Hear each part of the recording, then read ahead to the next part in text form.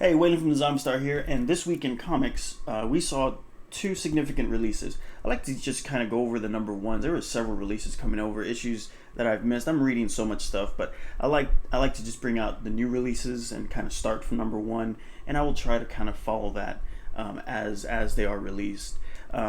Wolverine. Oops, wrong one. Wolverine, Black, White, and Blood.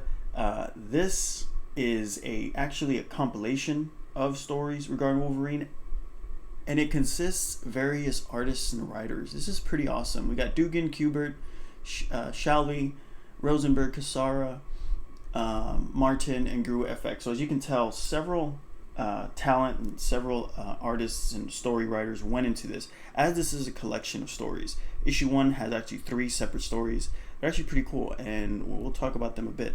From Image Comics, we saw the release of Crossover. Here we have Donny Cates, Geoff Shaw, D. Caniff, and John J. Hill. Very interesting book. This really took me by surprise, and we're going to talk about what Cates and Image Comics is trying to do here. I think it's something unique and something very interesting that I'm going to be very excited to follow. But out of Marvel came Wolverine. Wolverine itself, a character that kind of is very established in the Marvel Universe. We know that Hugh Jackman has his own films, so I'm excited to see that they came out with something new for Wolverine. Even everything just being, you have Null as a new character coming out, everything just being venomized, and everything right now with Carnage and everything that's happening in the cinematic universe. I'm glad that they're not forgetting some of these established kind of classic characters like Wolverine.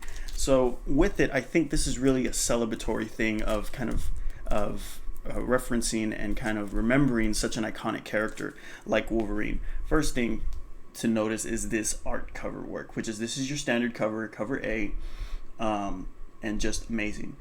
Wolverine, the title is Black, White, and Blood. And that title is so appropriate for this issue because it is exactly that. Not only that, check out this next cover. This comic book actually incorporates only those three colors throughout the entire issue. Only black, only white, only blood. And I'm really impressed and was really surprised that they were able to really make some amazing artwork using only three colors. I wasn't sure what variant this is. I really don't know. It's I don't know if it's the one in, it should be maybe the 1 in 10, but I'm not sure. This one didn't come labeled.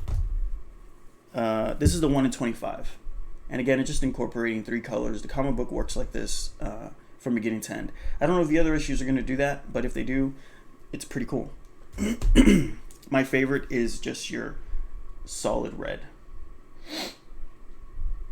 So here we're just getting kind of three, I think, developmental stages in Logan's life. It starts with his early days as the Weapon X, where he's barely receiving adamantium, and they're putting him through these trials, and he faces off this savage beast.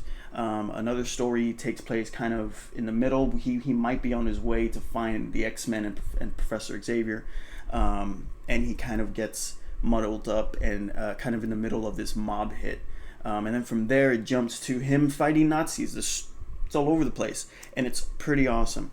As kind of disconnected as the stories are, where they all connect is Logan just self-reflecting and kind of looking at who he is as not only a hero, but as a human being. And I think what's really good about this book, and kind of what I felt, was we are discovering, if someone hasn't thought of this before, it's something that I learned in this first issue, Logan's only real weakness. We know how powerful he is. We know that he has amazing self-healing abilities. And I feel as a apex predator, kind of at the top of his food chain, Logan realizes that his only real weakness is his own rage, because he constantly refers to himself as this animal that loses control when he's in a fight, when he's in the mix, and of course when he's fighting for his life or for the life of another. There's a really cool mini story of him and Nick Fury when they're going after Nazis, of course. Well, it's Hydra, so Hydra does make appearance in one of the short stories, and Nick Fury reminds him that, well, I kind of just left the guys to you because I know what you would do with them, and he doesn't like being referred to as an animal, but this is kind of the story of Wolverine. He's always trying to balance his own savage nature with his good nature. So really interesting story, a really interesting collection of stories. I'm really excited to see how they're going to continue exploring these developmental stages that Logan goes through. Crossover from Image Comics, created by Donny Cates, and several artists on here for this. This is a weird one. Okay, I love reading all kinds of stuff, and when it comes to Image Comics, I'm currently reading. Last time we had Department of Truth. I'm reading Ascender, which was before Descender, and I'm also reading Family Tree, which I'm a huge Jeff Lemire fan. But still, Image puts out a lot of these kind of independent runs, really off the beaten path. They don't tell stories of superheroes so much, but just kind of offer this solid dramatic narrative. And Image is really good of kind of keeping their content original, and that's why I do like Image the most. When I heard about Crossover and what it does, I got very excited. After reading it, I don't really know what they're trying to do. So an event occurs on planet Earth, okay, specifically in the state of Colorado, and there is an event where superheroes, okay, cross over from a fictional realm over to reality, okay? You still with me? And they just massacre a bunch of people. It is this global event where millions of people lose their lives, and it's by superheroes. They end up building a force field around Colorado, and they stay isolated in there, where they're still murdering and killing and everything. Okay? So the rest of the world, obviously, their response is to hate supers, down with supers, and they build this mentality, this culture of anti-superhero culture. Okay? Although superheroes are still living among us. Some of them made it out of Colorado, and some of them even look strange. They're dotted like they would in kind of a classic comic book.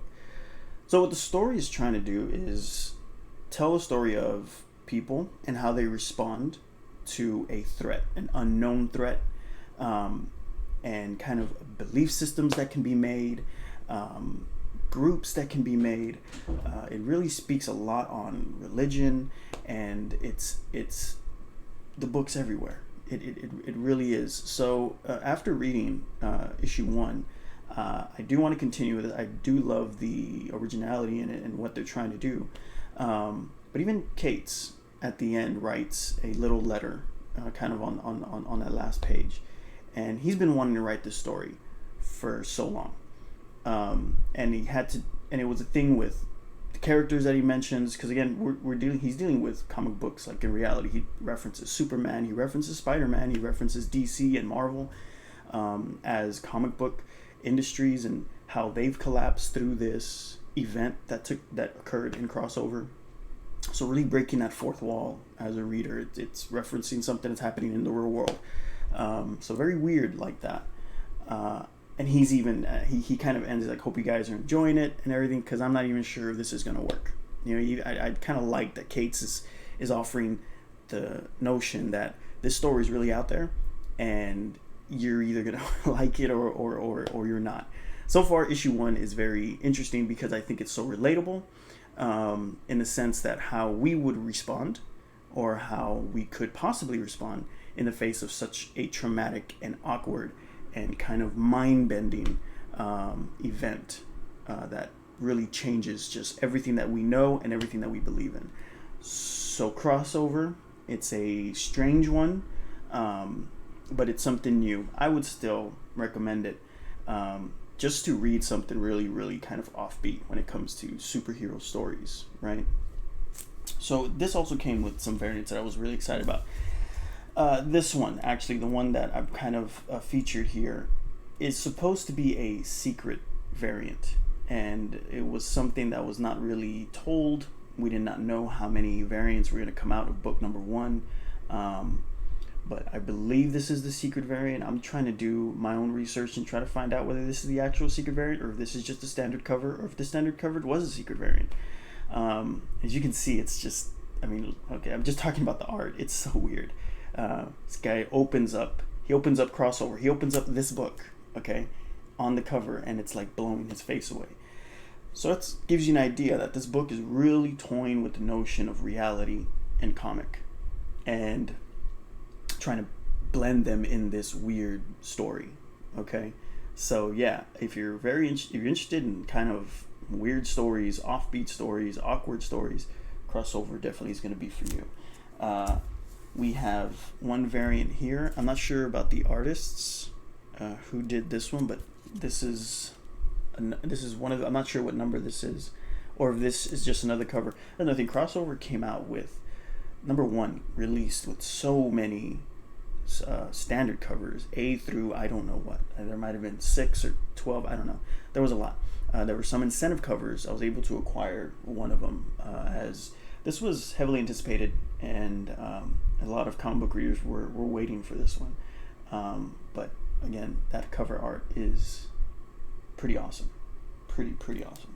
This last one, I want to save it for last because it's a direct reference, of course, to, I think, to me, just comic book culture. And I just kind of would ask anyone if you guys would know what is being referenced in this issue. It's referencing another comic book from Image, extremely popular. And of course, if you know, it is referencing issue number 1 of The Walking Dead, okay, where you have Rick Grimes walking on the cover, and it's kind of like he's walking in front of this building that has a bunch of broken glass. He's holding a rifle. Here, this character's holding the issue of Crossover, and it's kind of and in the shattered glass, you have reflections of everything that's kind of going on in the world. So conceptually, I just love this cover. Regardless of how awkward this story is, I love when Image or any comic book does things like this.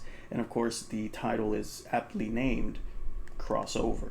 Okay, so where this story is going to go, I really couldn't tell you. It's a weird read, but I do appreciate the kind of originality in it. And if it keeps going, with some of the things that I'm reading, if it keeps going the way it's going, it should structure itself to be a pretty good dramatic narrative of kind of finding ways to unify as a society and identify a real threat between one that has been made up. You know what I mean?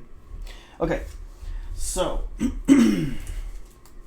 this week, those are the only things that came out. Three Jokers ended, an amazing story put out by G.F. Johns. So if you guys did not read the Three Jokers, that is actually pretty cool. But this week, I wanted to kind of put some attention on my crossovers, and of course this amazing compilation stories of Wolverine, of Black, White, and Blood. If you guys haven't picked these up, hit up your comic book shops and show some love and pick up some good books. Alright, we'll do this again next week, see what's coming out, and I'll see you guys later. Thanks for watching.